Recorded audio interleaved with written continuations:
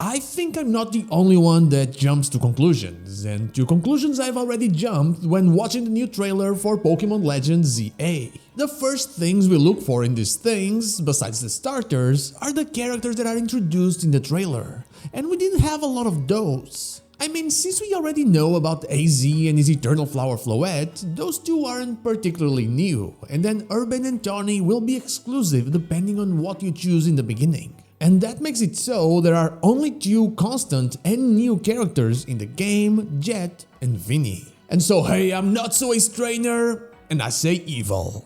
Let's get into it. Vinnie and Jet are connected to the company that's taking care of the redevelopment of Lumiose City. Jet is the CEO and Vinnie her secretary. It appears that their goal is to, as we learned on the first trailer, create a city where people and Pokemon live in harmony. Which we already had, but they're going even further and creating actual areas where Pokemon live. This is made to strengthen the bond between people and Pokemon.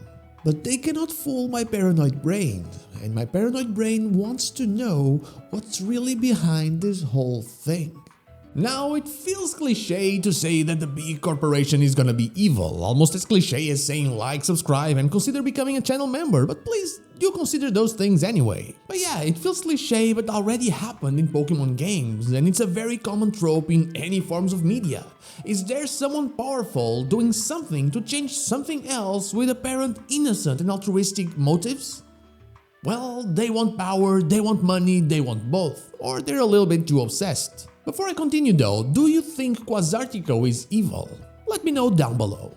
Pokemon follows this last one mostly. In Sword and Shield we saw Chairman Rose take things way too far with Eternatus, since he feared that the energy that came from the darkest day 3,000 years before wouldn't last, and so, well, he wanted to do it again. The end justified the means. The Aether Foundation was also a respected organization that was going a bit too crazy in the background, trying their best to reach other worlds, which ended up causing actual problems in Alola. And in X and Y, Lysander was a respected businessman and a big part of the technological development of Lumiose City, only to kinda want to end everyone that didn't join him because he wanted a world that was more beautiful. And if you think, oh, it's only the villains and nothing else, well, I've only mentioned villains, but even in Auras, the Devon Corporation almost sent a meteor to another Hoenn because they never considered the consequences of their actions. Powerful people do crazy things, and we should question their motives as much as we can.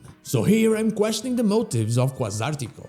They want to create a place where the bond between people and Pokemon is more powerful. And what does a more powerful bond do? What does it do in Pokemon lore? Well, if I'm not mistaken, it is often talked about as one of the requirements for Mega Evolution, a powerful bond with your Pokemon. By having more people create strong bonds with Pokemon, that means that more people and maybe more Pokemon will be able to Mega Evolve. It makes it so you understand more about the source of this power, it furthers your research. This sounds pretty harmless, of course. Knowing more about a source of energy doesn't mean it will be used for evil or anything like that. But again, powerful people must be questioned, and so what else does having a lot of Pokemon in one place do? It makes it so the life force of those Pokemon, the same thing that powered the ultimate weapon, is concentrated in one single place. In fact, we know that the energy expended during Mega Evolution is deeply connected to it, meaning it could also be used as a kind of substitute. It could be used to power up something very much like the cause for so much destruction so many years ago. Now, if they have a weapon or not, we don't know. If this follows the X and Y timeline, then they don't. It was destroyed during the events in Geosenge Town. But for all I know, there might be some kind of timeline stuff happening here. I'll talk about this in the future. So, Jet is evil and is ready to blow a hole in Lumiose City. Well, maybe not quite. Maybe that's something else at play here. Some different kind of goal that I have yet to understand, not like what Lysander was doing. He was a little bit too crazy. And about Jet, I don't know. I don't feel the evilness in her. Isn't Jet just a little too obvious? I mean, Volo was a twist villain of Pokémon Legends Arceus, and while we kind of expected that to happen because it was pretty obvious, let's be honest, we never thought that the Stalker from the Ginkgo Guild would reveal a full-on Arceus cosplay with crazy hair. And crazy hair, crazy hair, that's what I'm pointing at. That's something that I think is hidden right in front of us. This one is very much a piece of speculation, but when I looked at Vinnie, I saw Lysander. There's just something about Jet's secretary that reminds me of him. And then there's also the hair. Vinnie has a Baneri and a Banchan hair clip. They look kind of off on the guy, and I just think they will actually come off at some point, and we'll see a similar mane to that of Lysander. It also doesn't help his case that they mentioned on the website that he wears sunglasses. It really does feel like they're trying to direct our attention to those specific traits. Are they hiding something? Is there something revealing about Vinnie's eyes? Certainly those will come off as well, just like those hair clips at some point during the game, and we'll see something else about this guy. It might be the complete opposite. We kind of want him to be the villain and he ends up being the best guy ever, kind of like Lavelle in Scarlet and Violet. But I think not. I think he will be the bad guy. We can't forget that Lysander is a descendant from royalty, more specifically AZ's brother, the one that actually got fired at with the ultimate weapon, if it was indeed fired here. It's possible that Vinnie is just another relative of Lysander, or just another descendant of royalty, because, well, we don't know a lot about AZ's side of the family. Remember Swordward and Shieldbert? I know you don't want to remember, but how could you forget them, really? I'm only mentioning them because they were royals fighting against losing their status due to the recent discoveries made by Sonia about Zacian and Zamazenta.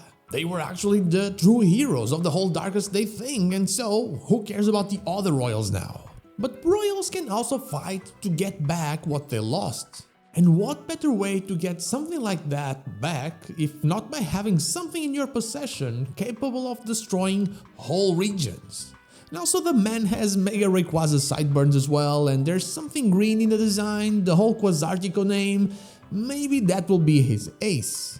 Vinnie could be working in the shadows, using Jet's money in order to rebuild his ultimate weapon. That way he can claim his place at the top of the Kalos region as its king, a title that he believes that his family should have never lost. We'll see it again, we'll see the crazy hair, we'll see the sunglasses coming off, and we'll see a battle at the end of Pokémon Legends Z-A with a very powerful ace against us. Now, will it be Zygarde?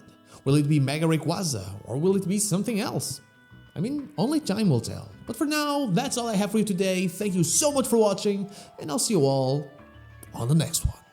But before I go, I want to thank my YouTube members Dashplays and Yahtzee, and Twitch subscribers Anubis here, Lazarix and Zanes222 for going that extra mile. From the bottom of my heart, thank you all so much.